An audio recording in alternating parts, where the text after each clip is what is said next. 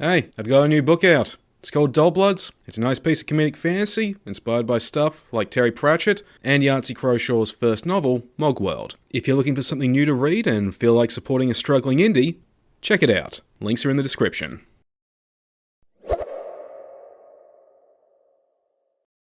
Shin Ultraman, the reimagining of the 1960s original Ultraman series.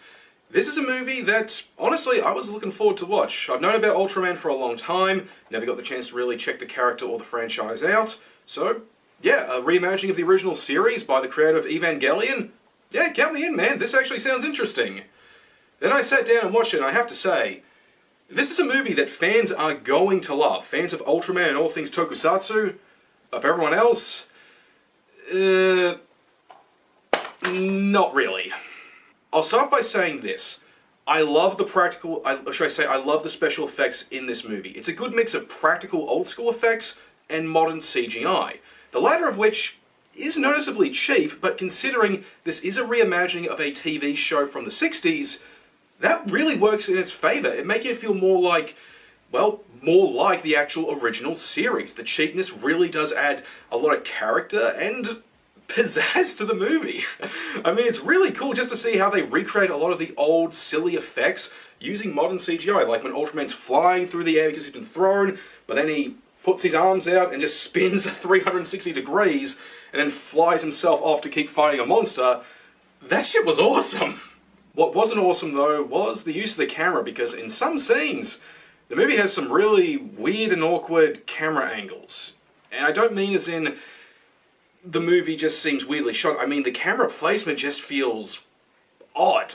I don't know if this is a Japanese thing or whatnot, but in some ways the camera is used, it just makes you go, why are you filming this like this? This doesn't add anything, it's just, why? Is this a Japanese thing? But something else that caught my attention was an aspect of the soundtrack, and that's that it is actually really good at times. When the movie has these nice jazzy tunes playing during the more dialogue-heavy scenes, it's actually quite nice to listen to. It actually helps sell the over-the-top nature of the drama and the dialogue. Even the battle themes that are much more deeper, they're actually quite nice too. The other songs are kinda forgettable, but the jazzy upbeat stuff and the stuff that plays during the fight scenes, yeah, that'll stick with you. And I've kinda already touched on this, but I do love how this is faithful to the original series from the 60s.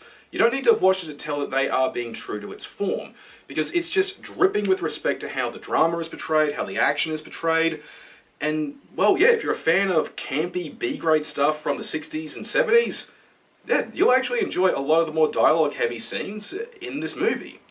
Though with that being said, there are some stuff from the past that should have stayed in the past, such as how during the fight scenes you actually have the characters narrating over the action, cutting away from, you know, Ultraman and the monster of the scene to these random regular people talking about how, oh my god, Ultraman is using his spacium ray to destroy that evil monster and save the radiation field. Like, you guys, just shut up! Just let the action happen and talk about it afterwards. Like, just let us soak in the spectacle of this silliness, please! Another thing that annoyed me was how the plot really feels like Hideaki Anno wrote two different scripts for two different movies, couldn't pick one over the other, and just decided to staple them together.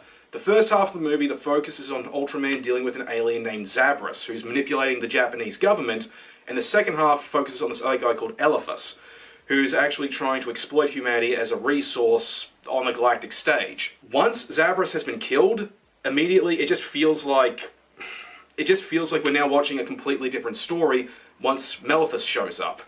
It's really quite jarring, and it makes me wish this movie was actually broken into two parts. Part 1 focusing on Zabras, Part 2 on Maleficus. I should also bring this up too, the second half of this movie really starts to drag. The first half is fun, but once it reaches the halfway point, that fun has kind of worn out its welcome, and the movie just drags on needlessly, to the point where it actually gets quite boring, and I'll admit, that's the reason why I couldn't finish watching it.